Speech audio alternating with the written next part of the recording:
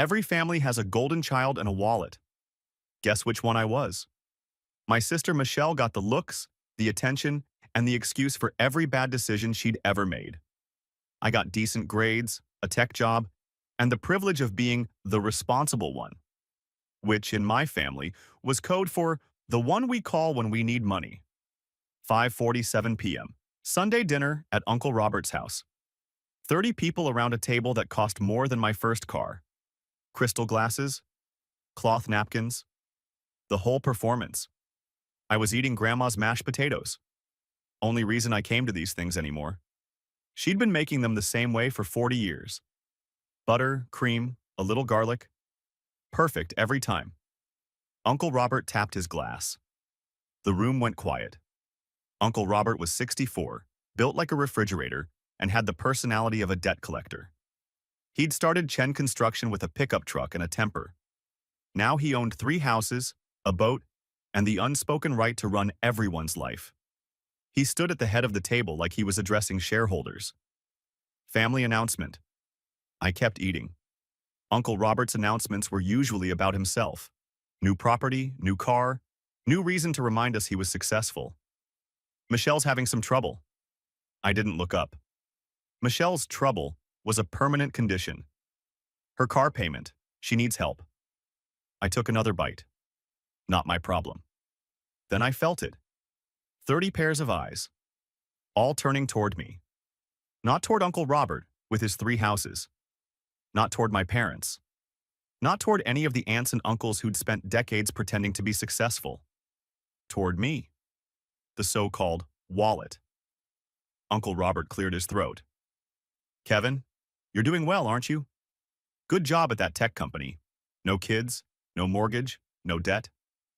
I set down my fork. You should help your sister. There it was, like I was a vending machine and he was punching in the code. What kind of help? I asked. Already knew the answer, already hated it. Her monthly payment of $2,500 until she gets back on her feet. Back on her feet. Michelle had been getting back on her feet since she was 19. She was 25 now, still stumbling. How much is the payment? Michelle shifted in her seat, stared at her wine glass like it held the secrets of the universe. Uncle Robert answered for her. $2,500. I blinked.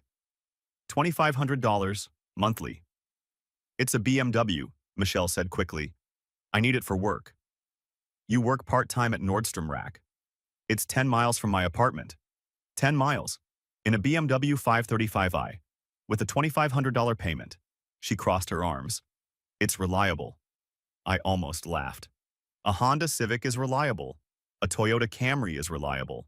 A BMW 535i is a status symbol you can't afford on a part-time salary. Mom cut in. Soft voice. Peacemaker tone. The one she used when she wanted me to shut up and write a check. Honey, she didn't know the payments would be this hard. What's the interest rate? Silence. Michelle.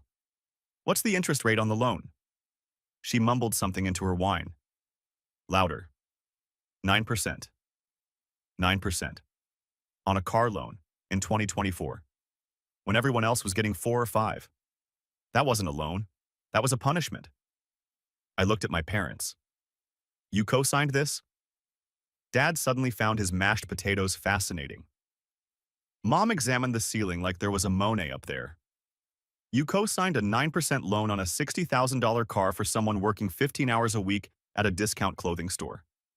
She needed transportation, Dad said weakly. She needed a bus pass. Uncle Robert's voice cut through. Hard. Final. The voice he probably used on contractors who were late on jobs. Family helps family.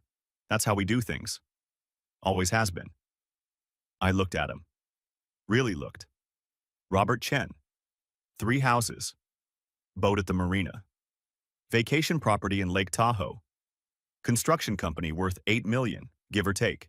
And he was asking me, the guy in a 1-bedroom apartment with a 10-year-old Honda, to pay his niece's car note. You've got 3 houses, I said. Why don't you help her? The room went cold. Aunt Patricia, Robert's wife, sucked in a breath like I'd just spit on the floor. Nobody talked back to Robert. Not at his table, Not in his house. Not ever. Robert's face changed. That uncle knows best smile he always wore? Gone. Replaced by something harder. I've helped this family plenty. College funds, medical bills, Christmas bonuses. You think any of you would be where you are without me?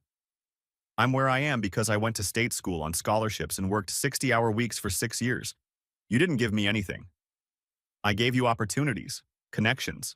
The Chen name means something in this city. The Chen name didn't get me my job. My GitHub portfolio did. He set down his glass. Slowly. Like a judge reaching for a gavel. You'll cover the payments, $2,500 monthly, until Michelle gets back on her feet. Part of me wanted to laugh. Part of me wanted to flip the table. Instead, I said, no. Excuse me? I said no. She bought a car she can't afford. She can sell it. Buy something reasonable. Learn how money works. She'll lose money on the sale. She'll lose more making payments she can't sustain on a depreciating asset. That's how underwater loans work. Michelle stood up. I can't believe you. You're my brother. I'm your brother, not your piggy bank. Uncle Robert's voice dropped. Quiet now. The dangerous kind of quiet. Let me be clear. You refuse to help your own family and you're out. Out of what? Everything. Dinners, holidays, the family. You walk away from this. Don't bother coming back. The room held its breath. I looked around the table. 30 people. Aunts, uncles, cousins, parents. Mom was staring at her hands. Dad was studying his plate. Michelle was glaring at me like I'd personally burned down her apartment. Grandma, 83 years old, barely 5 feet tall, was watching me from the corner. Not with judgment, with something else. Understanding. She'd been quiet this whole time. First time I could remember her not jumping into family drama. I looked back at Uncle Robert. You're giving me an ultimatum. Pay $2,500 a month for my sister's BMW, or lose my family. I'm telling you how things work. No, you're telling me the price of admission. I stood up. The chair scraped against the hardwood. Loud in the silence. Then I'm out. Michelle's jaw dropped. You're serious? Completely. I walked toward the kitchen. Set my plate in the sink. Grandma's mashed potatoes, half finished. That hurt more than anything else. Walked back through the dining room, grabbed my keys. Uncle Robert's voice followed me. You walk out that door, don't come back. I opened the door. Wasn't planning to. Cold February air. Clean. Sharp. I walked to my car. 2019 Honda. Accord, paid off. 127,000 miles. Not a status symbol, just transportation. Started the engine, drove away, didn't look back. Got home at 7:23 p.m., sat on my couch, stared at the wall, expected to feel something. Anger. Sadness. Relief. Vindication. Felt nothing. Just empty. Like I'd been carrying something heavy for years and finally set it down, but my arms still ached from the weight. I opened my laptop. Old habit. When I don't know what to feel, I calculate. New spreadsheet. Title. Family financial history. Started typing. Dad's medical bills. Diabetes medication. Insurance gap. I'd been sending $400 monthly for 2 years. Never discussed, just expected. 24 months, x $400, $9,600. Cousin Tyler's textbooks. Pre-med at UC Davis. Books cost a fortune. $600 per semester for 3 years. 6 semesters, $600, $3,600. Grandma's property tax, fixed income. Social Security and Grandpa's pension didn't cover everything. $1,200 annually for 5 years. 5 years, x $1,200, $6,000. Michelle's previous emergencies. The laptop that got stolen, $1,200. Security deposit when she moved, $2,400. Credit card debt from that one bad month, $3,200. Dentist bill, $1,200. Total, $8,000. Never repaid, never mentioned again. Family vacation fund. Mom's idea. Everyone contributes. I'd put in $2,000 annually for 5 years. We'd never taken a single trip. I ran the total. $9,600, $3,600, $6,000, $8,000, $10,000, $37,200, $37,200 over 5 years. What did I receive? Thank you cards. Sometimes. Expectations. Always. And tonight? An ultimatum. My phone buzzed. Text from mom. Please call. We need to talk about what happened. Another buzz. Dad. Son, don't be rash. Family is everything. Another. Michelle. I can't believe you did this to me. Over a car. Another. Uncle Robert. You made your choice, remember that. I turned my phone face down, made coffee, sat by the window, city lights, cars passing, people living their lives. None of them knew that my family had just priced my membership at $2,500 per month. I'd been the quiet one, the reliable one, the one who showed up with money and didn't ask questions. Maybe that was the problem. Maybe quiet meant invisible. Maybe reliable meant exploitable. My phone kept buzzing. I didn't look. Tomorrow I'd figure out what to do. Tonight, I just sat with the number. $37,200, that's what family cost. And apparently, it still wasn't enough.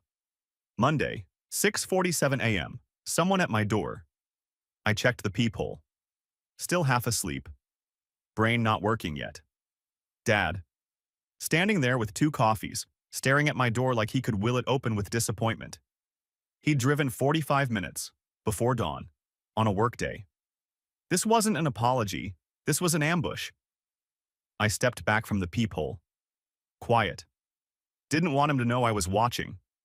He knocked, waited, knocked again. Kevin, I know you're in there, your car's in the lot. I held my breath.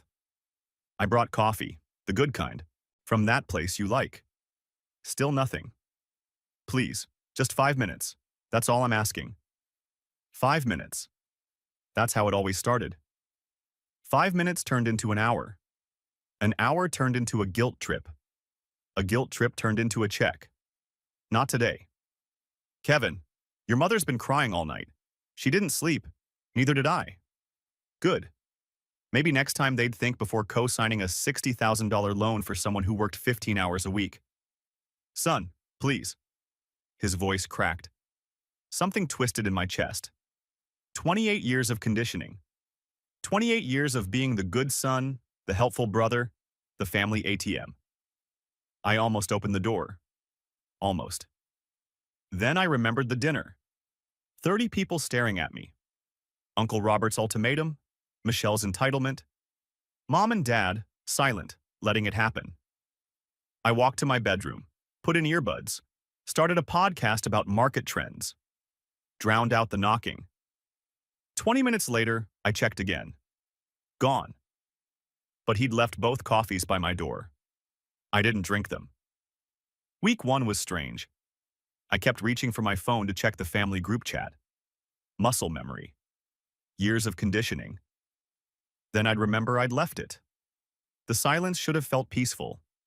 Instead, it felt like standing in an empty room where furniture used to be. You know something's missing. You just can't stop looking at the spaces. Work helped. Co didn't have feelings. Co didn't guilt trip you. Co did exactly what you told it to do. Jamie texted on Wednesday. Cousin Jamie. Aunt Linda's son. 24 years old. The only one in that family who'd never asked me for money. Dude, what happened Sunday? Everyone's losing their minds. I typed back, Uncle Robert gave me an ultimatum. Pay Michelle's $2,500 monthly BMW payment or leave the family. I left. 3 dots. Disappeared. Appeared again. $2,500? For a car? She works at Nordstrom Rack. I know. That's insane. Like actually insane. I know. For what it's worth, I think you did the right thing. I stared at that message. First person to say it. First person in a week. Thanks, Jamie. Uncle Robert's telling everyone you're having a mental breakdown. Says you need intervention. Mental breakdown? Because I said no? Keep me posted on what they're saying. Got it. And hey, sorry, this family's messed up. Yeah, it is. Week 2. Thursday, 8:15 p.m. Knock at my door. Peephole check. Mom, red eyes, tissue in hand, the expensive coat she only wore to church and funerals. Kevin, please, I'm begging you. I stood on my side of the door, close enough to hear, far enough to stay safe. Kevin, I know you're there. I can see your shadow. Busted. I leaned against the wall, didn't open it. Can we at least talk? Through the door? We're talking. Please, just let me explain. Explain what? How you sat there while Uncle Robert demanded I pay $30,000 a year for Michelle's bad decisions? How you didn't say a word when he threw me out of the family? We were shocked. You were complicit. Silence. That's not fair, Kevin. What's not fair is being the family wallet for 5 years and getting an ultimatum when I finally say no. We never thought of you as a wallet. Really? Then why was I the only one asked to pay? No answer. Uncle Robert has 3 houses. You and Dad have savings. Aunt Linda just renovated her kitchen. But I'm the one who's supposed to cover Michelle's BMW? She's your sister. She's an adult who made a bad decision. That's not my responsibility. Family helps family, Kevin. I laughed. Couldn't help it. Yeah, I've heard that one before. Usually right before someone asks me for money. That's cruel. No, Mom. Cruel is raising a glass at Sunday dinner and watching your son get kicked out of his family because he won't be an ATM. That's cruel. I heard her crying. Part of me wanted to open the door, hold her, tell her it was okay, go back to being the good son who kept the peace and wrote the checks. But I was tired. So tired of being the one who gave and gave and gave while everyone else just took. Go home, Mom. Kevin? There's nothing left to say. I walked away from the door, heard her crying for another 5 minutes. Then silence. When I checked the peephole, she was gone. That night I couldn't sleep, kept replaying the conversation, kept hearing her crying. 3 a.m., sitting in my kitchen. Coffee I didn't need. What if I was wrong? What if I was being too hard on them? What if this was just how families worked and I was the one who didn't understand? I pulled out my phone, scrolled to Mom's number, almost called. Then I opened the spreadsheet instead. $37,200. 5 years of payments, 5 years of helping, 5 years of being reliable, and the one time I said no, the one time, I was the villain. That's not how family was supposed to work. That's how exploitation worked. I closed the phone, went back to bed. Didn't sleep, but at least I stopped doubting. Week 3. Jamie text. Family meeting happened yesterday. You were discussed. What did they say? Uncle Robert declared you dead to the family. His words. Said anyone who contacts you is choosing sides against him. Dead to the family. Like I was a stock they'd decided to sell. What about my parents? Your dad looked sick. Your mom cried. But neither of them pushed back. Of course not. Michelle? Said you were always cold and this proves it. Said she dodged a bullet having a brother like you. I read that twice. Michelle. Who I'd bailed out 4 times. Who I'd never once criticized to her face. Who I'd sent $8,000 over the years without ever asking for payback. I was the cold one. Okay. Thanks for the update, Jamie. There's more. Uncle Robert posted something in the group chat. About you. What? Screenshot came through. Kevin has shown us who he really is. A selfish, ungrateful. The Chen family will continue without him. Those who want to remain part of this family know where they stand. I stared at that message for a long time. Selfish. Ungrateful. The man with 3 houses was calling me selfish. The man who demanded I pay $30,000 a year was calling me ungrateful. The man who gave me an ultimatum was saying I put money above family. Something shifted inside me. The doubt from 3 a.m.? Gone. Replaced by something colder. Cleaner. Clarity. If this was who they were, if this was how they saw me, then I hadn't lost a family. I'd escaped one. Week 3. Friday. Email from Michelle. Subject. We need to talk. I opened it. Kevin, I know you're angry, I get it. But you don't understand my situation. The BMW was a mistake, okay? I admit it. But I can't just sell it. I'm underwater on the loan. I owe more than it's worth. If you would just help me for a few months, just until I get a better job, I could figure this out. I'm not asking for forever. You're my brother. You're supposed to be there for me. Please. Michelle? She admitted the BMW was a mistake. Progress. But she still wanted me to pay for it. Not progress. I typed a reply. Michelle, you're underwater because you bought a $60,000 car at 9% interest on a part-time salary. That's not a situation. That's a consequence. Here's what you can do. 1. Sell the BMW, take the loss. 2. Buy a used car, $8,000 or less. 3. Get a full-time job. 4. Create a budget. None of these require my money. Kevin. Sent. 30 seconds later, my phone exploded. Text from Michelle. Are you serious right now? Then, you're going to lecture me about money? Then, at least I have a life. You just work and save like some robot. Then, no wonder you're single. I muted her contact. Went back to work. Week 4. Text from Jamie. You sitting down? Why? Michelle's car got repossessed. I set down my coffee. When? Yesterday morning, 7 a.m. Repo truck. She was in pajamas. Neighbors saw everything. How many payments did she miss? 3. Found out from my mom. Michelle was behind before the dinner. 3 payments. At $2,500 each. $7,500. Plus late fees. Plus interest. She'd been drowning for months. Uncle Robert knew. My parents knew. Everyone knew. And their solution was to make it my problem. How's she handling it? Moved back in with your parents. Posting on Instagram about being abandoned by family. I almost laughed. She'd missed 3 payments before anyone even asked me for help. The car was getting repossessed regardless of what I did. But somehow, I was the one who abandoned her.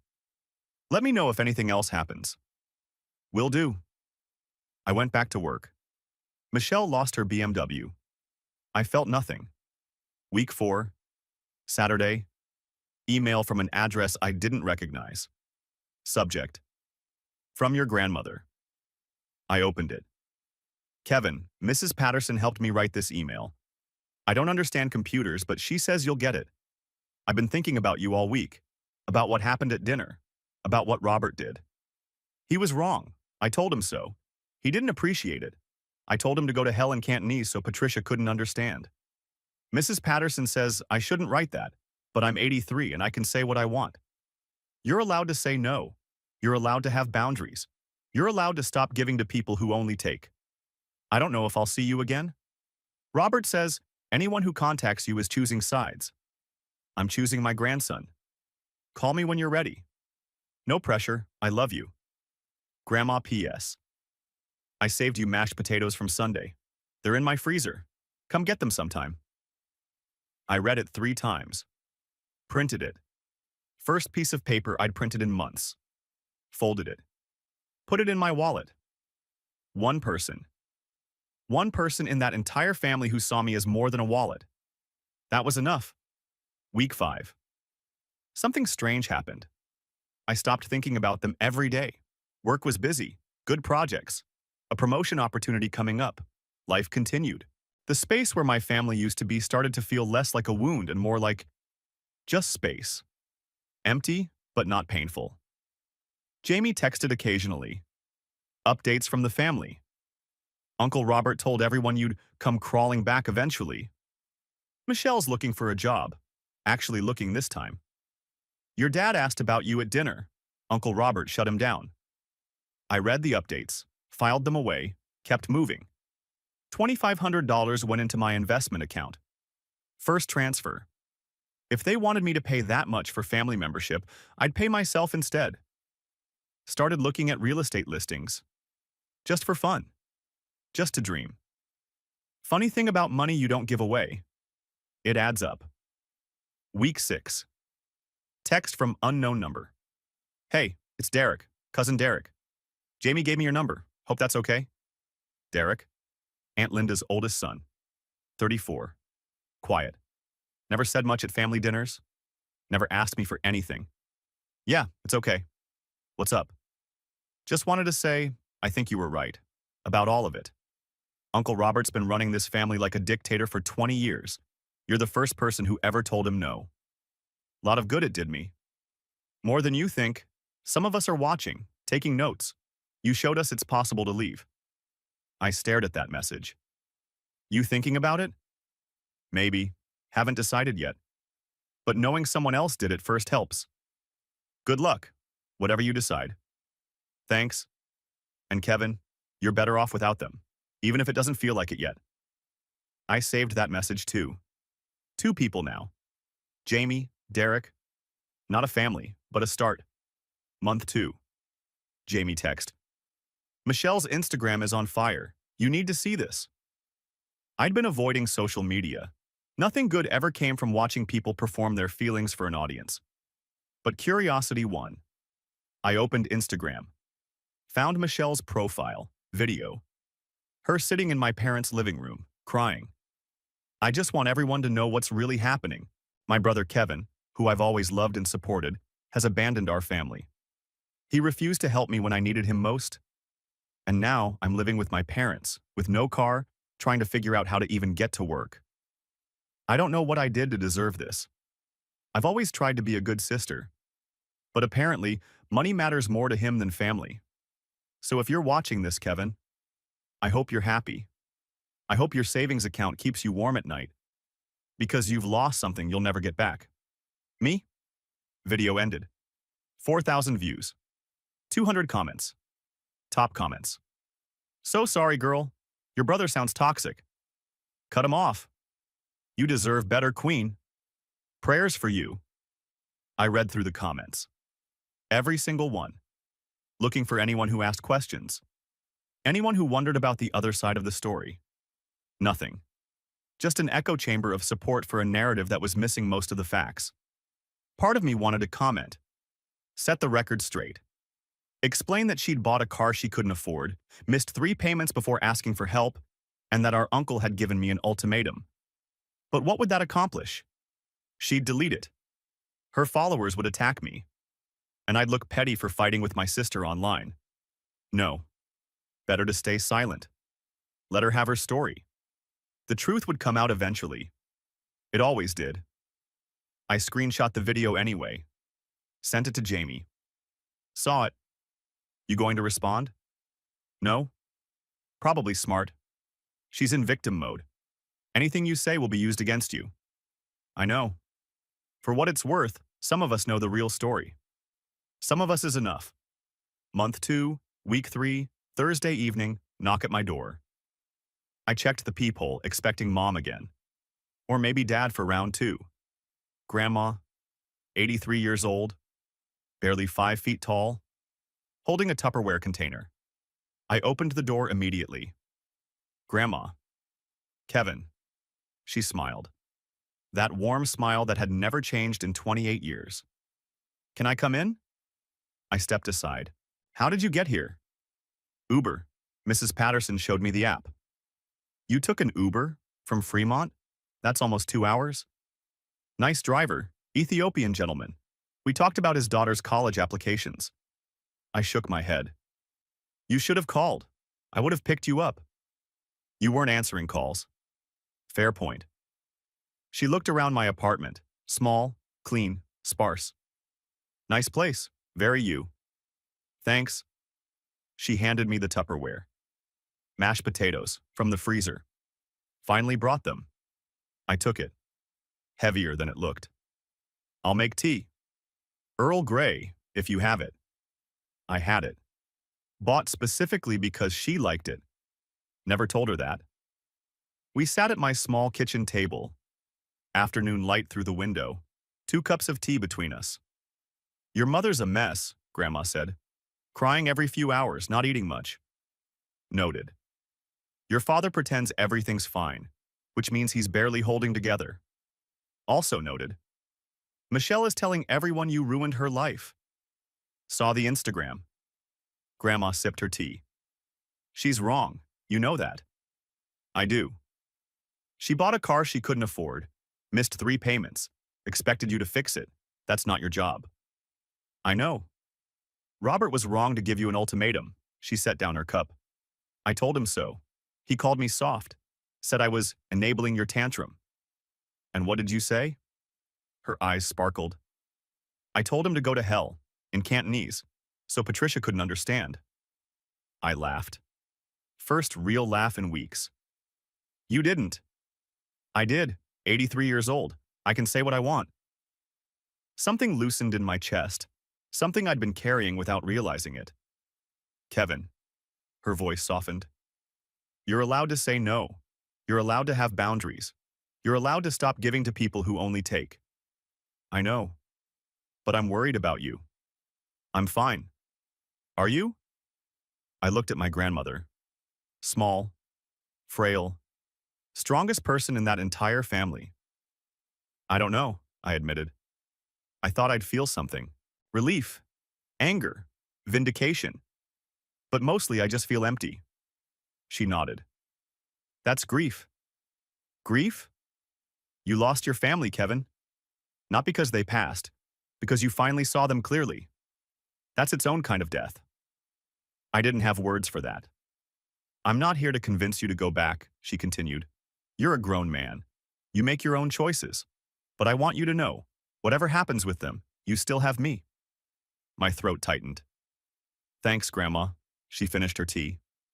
Now, call me an Uber. I need to get home before Jeopardy. I'll drive you. You don't have to. I want to. She looked at me. Really looked. The way she always had. Like she could see the kid I used to be underneath all the adult armor. Okay, but we're stopping for drive-thru. I want a McFlurry. Deal. Drove her home, got her McFlurry, walked her to her door. She hugged me at the threshold, longer than usual. Take care of yourself, Kevin. Call me more. I will. Promise? Promise. She went inside. I drove home. 2 hours of empty freeway and thinking. She was right. This was grief. I'd lost the fantasy. The one I'd been holding on to since childhood. The fantasy that if I just worked hard enough, helped enough, gave enough, they'd finally see me. Finally appreciate me.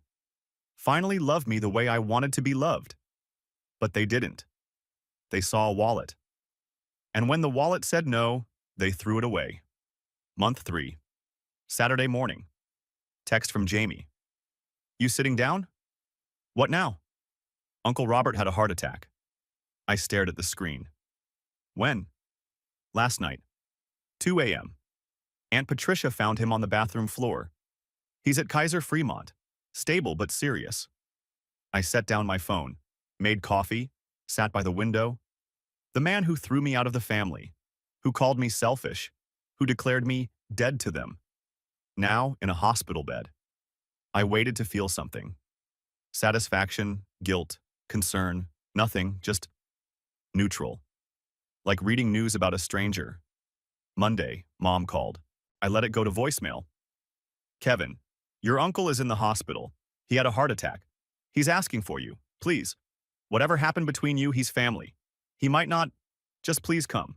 Kaiser Fremont, ICU. He's asking for you. The man who kicked me out. Now asking for me. I deleted the voicemail, made more coffee. Tuesday. Dad texted. Son, Robert might be gone. He wants to apologize. Please be the bigger person. Be the bigger person. I'd been the bigger person for years. $37,200 worth of bigger person. And the one time I wasn't, I became the villain. Didn't respond. Wednesday. Mom showed up at my door. I saw her through the peephole. Same coat, more tissues. Kevin, please? He's asking for you. He's scared. He thinks he's going to pass away. I stood on my side of the door. He can write a letter. Kevin, I'm not coming. He could breathe one's last. Then he should have thought about that before giving me an ultimatum. Silence. How can you be so cold? I learned from the best. I heard her crying, walked away, didn't look back. That night. 3 a.m. again. Sitting in my kitchen. What if he pass away? What if the last thing between us was that dinner? That ultimatum? Would I regret not going? I didn't know. Part of me said yes. He was still my uncle, still family, still the man who'd taught me to ride a bike when I was 7. Part of me said no. He'd had 3 months to apologize, 3 months to pick up the phone, 3 months to be the bigger person himself. He hadn't. Now he was dying, and suddenly it was my responsibility to make things right? No. Deathbed apologies weren't apologies. They were fear. Fear of dying without closure. Fear of facing consequences. Fear of being remembered as the villain. That wasn't my problem. He made his choice at that dinner. I made mine. Month 3. Week 4. Jamie text. Robert's out of ICU, stable. Going home next week. Good. You didn't visit. No. Family's pissed. I know. For what it's worth, I get it. He had 3 months to apologize. He didn't. You don't owe him a deathbed reconciliation. Thanks, Jamie. Derek says the same thing. We talked about it. 2 people. 2 people who understood. Still not a family, but still enough. Month 4. Text from Jamie. Interesting development. What? Michelle got a job. Part-time?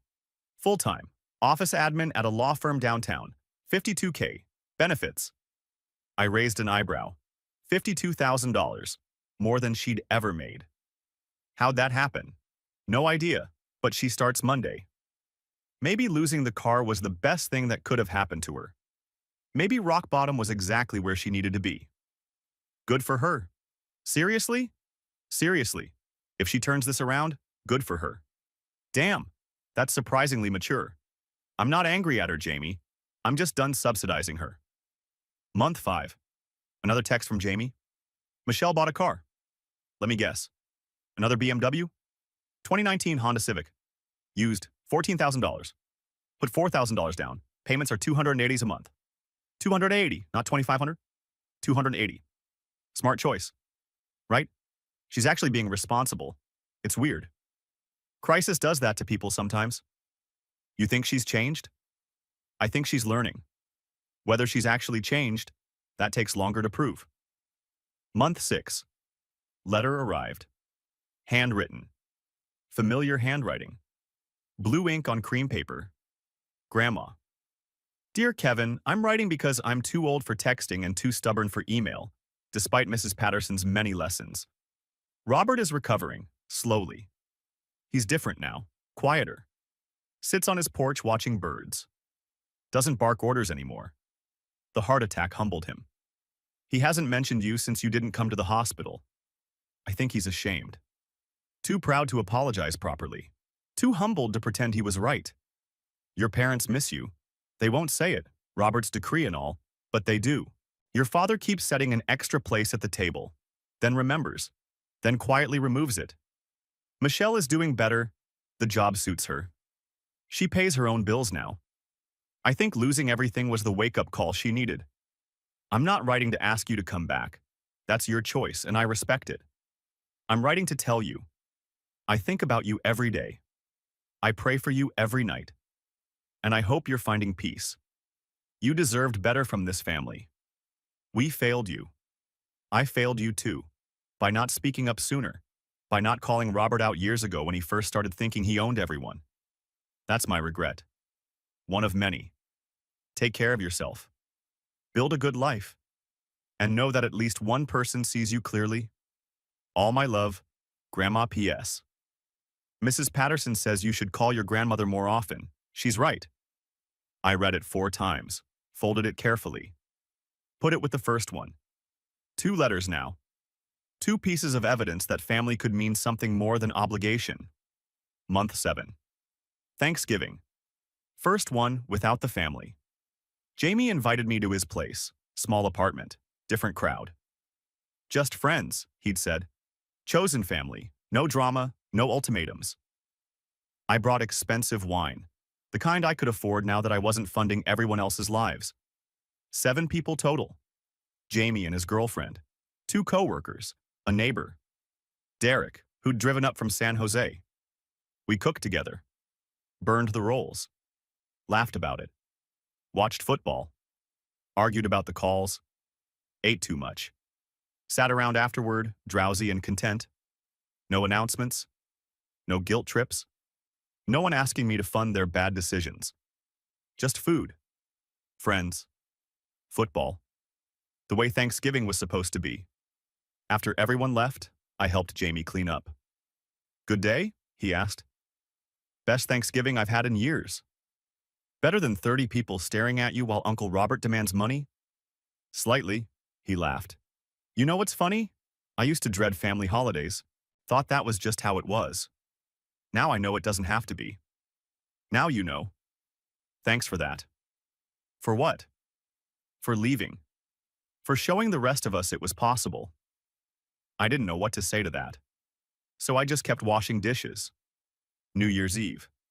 Party at Derek's place in San Jose. Different crowd. Mostly his friends. A few faces I recognized from Thanksgiving. Counted down with strangers who were starting to feel like something more. Midnight. Fireworks. Hugs all around. My phone buzzed. Text from unknown number. "Happy New Year, Kevin. I hope this year brings you everything you deserve. I'm sorry for what happened. For my part in it. For not being better. Maybe someday we can talk. No pressure, just wanted you to know. Michelle." I stared at the message. Michelle. First contact in 7 months that wasn't an attack. First time she'd ever apologized. Ever. I didn't respond. But I didn't delete it either. Saved it. Put the phone away. Watched the fireworks. Year 1. March. My birthday. 29. Nobody from the old family called. But Jamie organized dinner. His place again. Derek came up from San Jose. A few coworkers. My neighbor from down the hall. Small, simple, perfect. Jamie's toast. To Kevin, who taught us that no is a complete sentence. I blew out the candles. Made a wish. Didn't tell anyone what it was. Year 1, April, found it. $340,000. Sacramento. 3 bedrooms. Nice neighborhood. Lemon tree in the backyard. I'd been saving since the dinner. $2,500 monthly that used to go to family. Plus the medical payments, the textbooks, the vacation fund that never went anywhere. $72,000 in savings by the time I found the house. 20% down. $68,000. Pulled the trigger, signed the papers, got the keys, stood in my empty living room. First home I'd ever owned. No furniture yet, no decorations, just afternoon light through clean windows and the smell of possibility. I laughed out loud. Couldn't help it. Single guy, 29, homeowner. Not because of family connections, not because of inheritance, not because someone handed me anything, because I'd finally stopped giving away everything I earned. Housewarming party. May. 12 people. My new backyard. Jamie brought a beanbag, bright orange, hideous, perfect. Derek brought whiskey, the expensive kind. Coworkers brought food, neighbors brought curiosity, Grandma brought herself. She'd taken an Uber again, 2 hours from Fremont, 83 years old. "You didn't have to come all this way," I said. "Nonsense. My grandson bought a house. Of course I'm seeing it." I gave her the tour. Living room, kitchen, 3 bedrooms, backyard with the lemon tree. She touched the walls, looked out every window, sat in every chair. "This is yours," she said. Not a question. "All mine." "No mortgage?" "Small one, put 20% down. Wanted to keep reserves." She nodded. "Smart. Your grandfather would be proud." That hit harder than I expected. Grandpa Chen? Draw her last breath when I was 12. Worked in a factory for 40 years. Never complained. Never asked for anything. Just built. Just provided. Just showed up. I'd forgotten I was trying to be like him. "Thanks, Grandma." She squeezed my hand. "Now show me the lemon tree. I need to see if it's real." It was real. She picked a lemon right off the branch. "Good soil," she said, approving. Party wound down around 9 p.m. Jamie and Derek helped clean up. Grandma fell asleep on the couch, snoring softly. "She's something else," Derek said.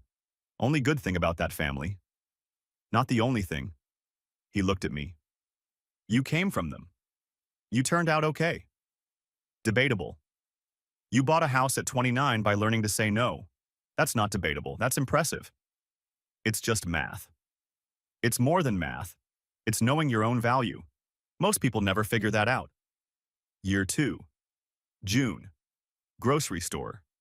Saturday morning. I was in the produce section, picking avocados. The eternal California ritual. Someone walked past, stopped, walked back. I looked up. Michelle. She looked different. Hair shorter. Better posture.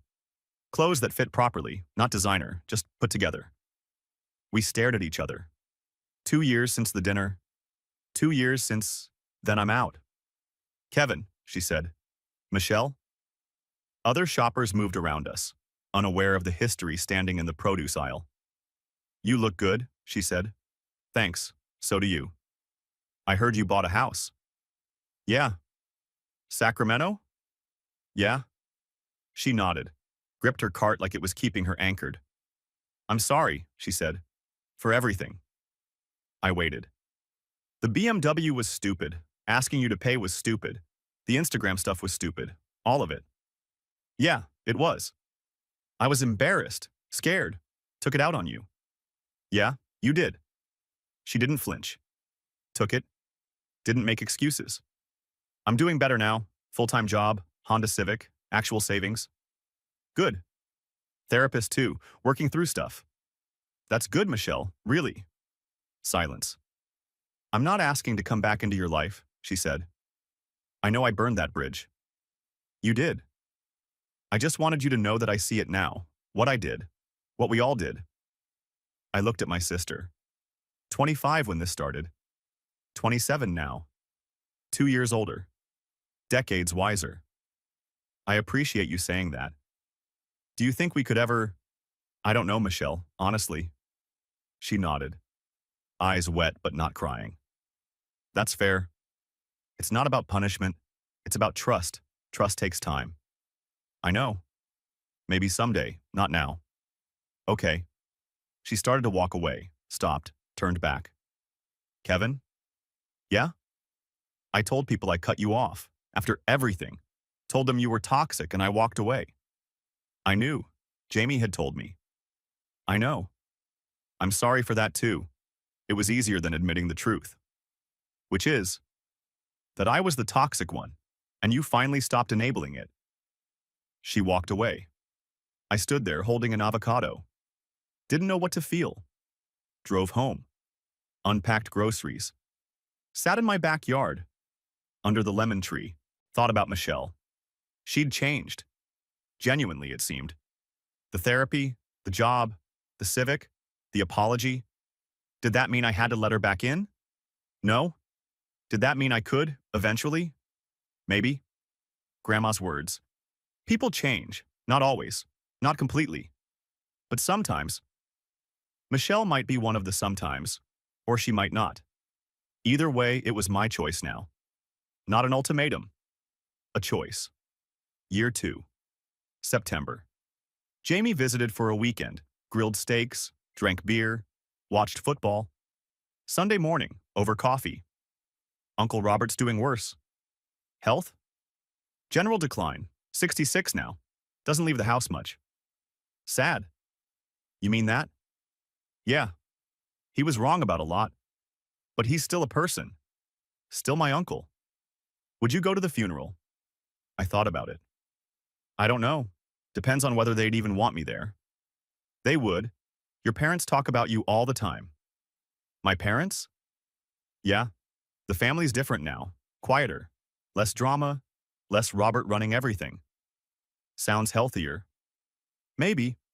Or maybe they just needed someone to finally say enough. Year 2. December. Christmas card from Grandma. Physical mail. Stamps. Her handwriting. Photo on the front. Her and Mrs. Patterson. Both smiling. Inside. Kevin. Another year. Still proud of you. Still praying for you. The family asks about you at every gathering. I tell them you're well. That's all they get. Your mother wants to write you. Hasn't found the courage. Maybe next year? Michelle came to Thanksgiving. Brought a casserole. Helped with dishes. First time in 10 years. I think you started something. Come visit when you can. The lemon tree can wait. All my love, Grandma. I put the card on my refrigerator. First family photo in my house. Only one I needed. Year 3. Standing in my kitchen. Morning light. Coffee in hand. Lemon tree visible through the window. House I bought. Money I saved. Life I built. All because I said one word. No. People ask sometimes. About the dinner. About walking out. Do you regret it? No. Do you miss them? I miss who I wanted them to be, not who they were. Would you do it differently? I'd do it sooner. What did you learn? Everything. Here's what I learned. Family will call it love when they need something. They'll call it betrayal when you say no. They'll call it selfishness when you finally build something for yourself. They'll rewrite history to make themselves the victim. And they'll wait, years, decades, lifetimes, for you to apologize for their mistakes. But real family doesn't give ultimatums, put price tags on belonging, or measure your worth by how much you're willing to sacrifice. Real family shows up without expectations, loves without conditions, respects without exceptions. Sometimes they don't. And sometimes the people you lose make room for the people you need. My sister bought a BMW she couldn't afford. Uncle gave me an ultimatum, but parents stayed silent. So I walked out. Best decision I ever made. $340,000 house. $200,000 in investments. 12 real friends. One grandmother who sees me. Zero regrets. Because no isn't a rejection. It's a complete sentence. And sometimes it's the first word of a better story.